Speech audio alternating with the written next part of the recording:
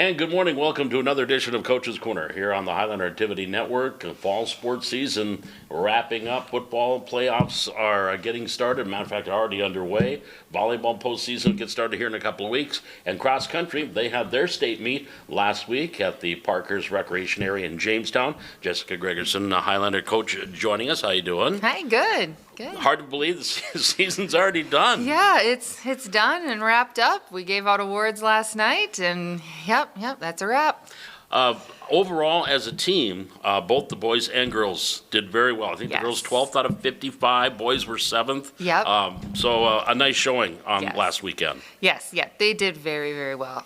Jamestown is a tough course to run a PR on and stuff like that, and you say that times don't matter. It's just about placing at state.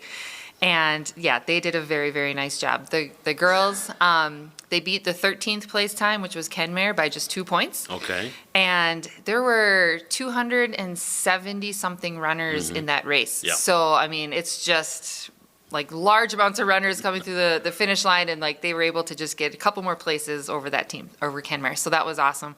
And the boys placing 7th, we were really pumped to be in the top 10 there. Yeah.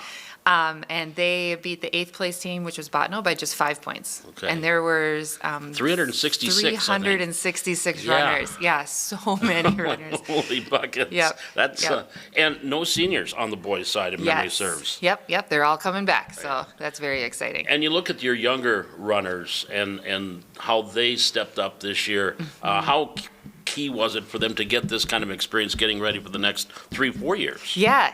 I think, getting to run at the state meet, getting the send-off experience with the team and all of that just kind of gives them that spark, some motivation to keep going for next year. On the girls' side, Emma Trapp and Camden Kappaman, they've been, in our top 5 runners almost all season. And so that's really exciting to have them coming back too. On the boys' side, Caleb Beard and Sullivan Peterson both ran PRs like over a minute at state. They had our biggest PRs of the whole team, and so that was really exciting to see too. And I think just 2 seniors on the girls' side. Yep. With Autumn and Brenna. Yep.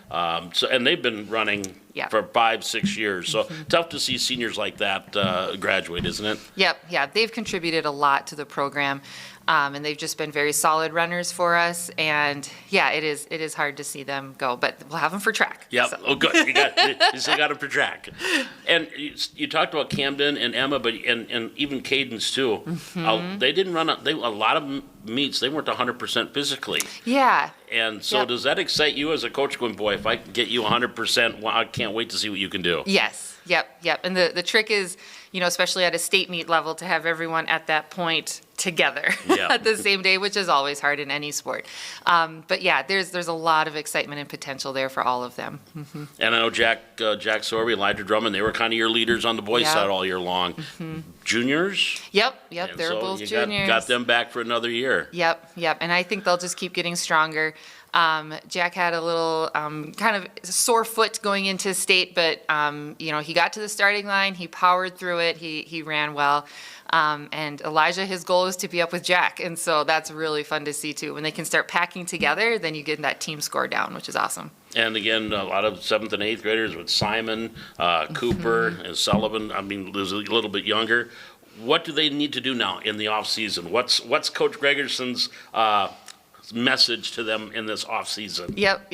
Well, we hope to see them all in track. Right. Yes. So between now and then, we rest a little bit here, and then start getting some mileage under their feet again. Start building up that aerobic side of things, and then during track season, we get to work on some speed and turnover, and that'll be really good for them too. We talk a lot about consistency is key. We got to just keep at it. Any run is better than no run. Just keep building. Do you feel that at the end of the year that all of your runners were very proud of what they did and pleased with the way that they performed this year? Yep, I felt they were, and they should be. Yeah. They put in so much work. And, I said last night at the awards, one thing that hit me this year in my first year coaching is just the starting line, and just looking at that starting line and just how much they're willing to put out there, right?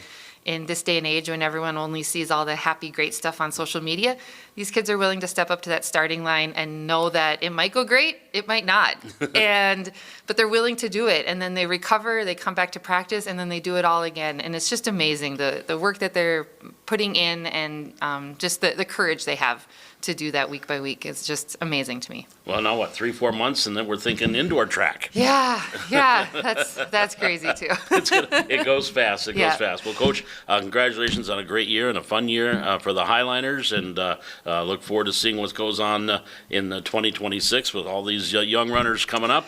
Yeah. And good luck at track. We'll talk again during track. Yeah, sounds Appreciate good. Sounds good. Thank you. Coach Jessica Gregerson joining us from Highlander Cross Country. Back with more Coach's Corner from the Hack on the Highlander Activity Network.